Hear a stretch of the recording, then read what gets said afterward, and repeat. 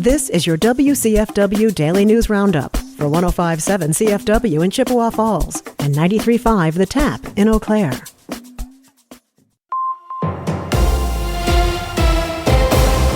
105.7 CFW News, I'm James Kelly. The Menominee City Council approved a new grant program at its meeting last week to support local nonprofits in the area. A total of $50,000 will be available through the Nonprofit Financial Assistance Grant Program this year for projects and initiatives that address community needs. Mayor Randy Knack says the funding to support those nonprofits this year will be distributed a bit differently compared to previous years. We used to do the grants. Everyone, the council knows we used to have a program subsidy list where we subsidized nonprofits and so forth, and we just determined how much they needed and so forth. We've decided to take a bit of a different approach and do a grant program style so that these individuals could come in and apply for a grant, give us the reasons they want the money and how they would use the money, and then in the end result, give us data and verification that they used it accordingly. Eligible nonprofits could receive up to $20,000 in funding through the grant program for initiatives that benefit a broad segment of the community, promote equitable access to services, encourage innovation, collaboration, or cultural enrichment, and enhance Menominee's appeal as a livable community. Mayor Knack also clarified that the city can use other funding sources if it receives more good applications than the designated funding allows for. If we get into a situation and the council decides that there's really good applications that deserve, more of that, we can look at the contingency fund to readjust the dollar value later on. But as far as when it comes to the budgeting and budget cycle, we had to pick a number. So that's where that number came from. Applications for the Nonprofit Financial Assistance Grant Program are available online and must be submitted by February 19th. Public Works Director David Schofield says they're hoping to make funding award decisions by late February or early March. Wisconsin has joined a multi-state coalition in supporting a Minnesota lawsuit seeking to force the U.S. Immigration and Customs Enforcement Agency to reduce its presence in the state. Minnesota Attorney General Keith Ellison filed the lawsuit earlier this month after an ICE agent fatally shot 37-year-old Renee Good in Minneapolis. Last week, Wisconsin Attorney General Josh Kaul and nearly 20 other attorneys general filed an amicus brief arguing the agency is violating Minnesota's sovereignty under the 10th Amendment of the Constitution and calling its conduct extreme. The lawsuit calls on ICE to reduce its operations in Minnesota and end unlawful behavior like arresting or threatening innocent bystanders, the use of force against peaceful protesters, and carrying out enforcement actions at sensitive locations like schools and churches. According to a WPR report, Attorney General Kaul argued that state-level authority is under attack in Minnesota by the agency's militarized presence. He also called for a full investigation into the fatal shooting of 37-year-old Alex Preddy by Border Patrol agents over the weekend.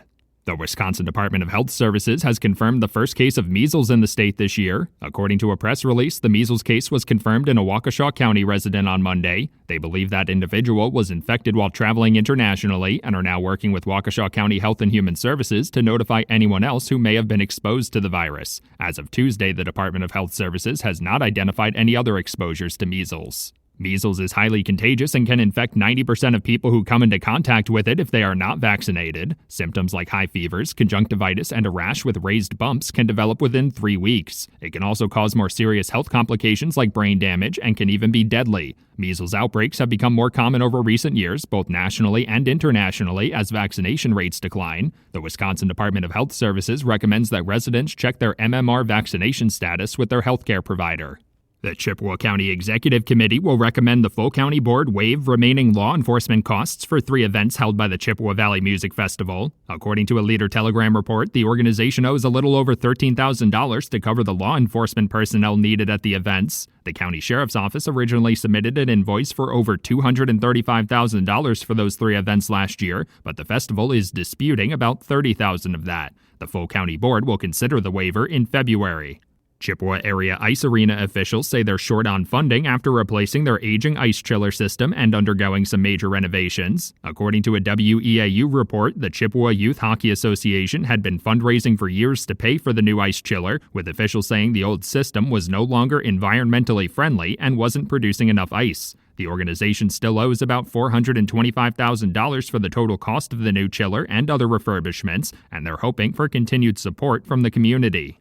A Michigan man is facing criminal charges after allegedly stealing over $20,000 from a Chippewa Falls family. According to Chippewa County court documents, 28-year-old Robert Pack was charged with receiving stolen property and fraud against a financial institution. The complaint alleges Pack accessed two of the family's accounts in October of 2024, then used a fake ID with their personal information to withdraw money in Louisiana and used it to purchase a boat. The victims were reimbursed by their bank, and a warrant for Pack's arrest has been issued.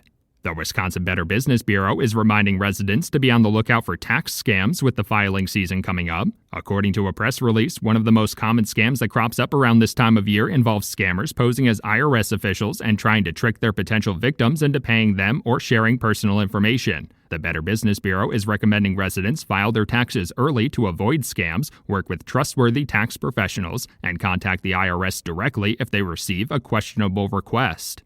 For 105.7 CFW News, I'm James Kelly. Wisconsin basketball tonight. Hi, I'm Mike Clemens with sports. The Wisconsin Badgers at home against the Minnesota Gophers. Wisconsin with a record of 14-6. The Gophers at 500 with an overall record of 10-10. Marquette with a victory, 86-62 over the Creighton Blue Jays. Perhaps the best performance of the year so far for the Golden Eagles. Head coach Shaka Smart. We guarded the pick and roll well. We rotated well. Obviously, it helped to shoot 69% from the field in the first half, but I thought that there was a connection between our guys' aggressiveness. NBA, the Bucks losing to the 76ers, 139-122. Kyle Kuzma limping off the court fourth quarter, but said it was just a leg cramp. NFL, Packers quarterback coach Sean Mannion to interview with the Eagles for their offensive coordinator job. In Pittsburgh, Mike McCarthy introduced as the new head coach of the Steelers. Do you want Aaron Rodgers back as your quarterback next year? I mean, definitely. I mean, I don't see why you wouldn't. That's Steelers head coach Mike McCarthy with Sports on Mike Clemens. It is going to be mostly sunny today with a high right around 8 above this afternoon, but that wind chill factor is still going to be hovering below zero here for a good chunk of the day today. Tonight, mostly clear. We're going to drop to 7 below zero for a low tomorrow. Mostly sunny with a high of 8 above. I'm meteorologist Sean Cable. Outside now, 4 below zero. That's your WCFW and the TAP Daily News Roundup from Civic Media. Subscribe to this podcast on Spotify, Apple, or wherever you find your podcasts. Find more news at WCFW.FM or thetap.fm.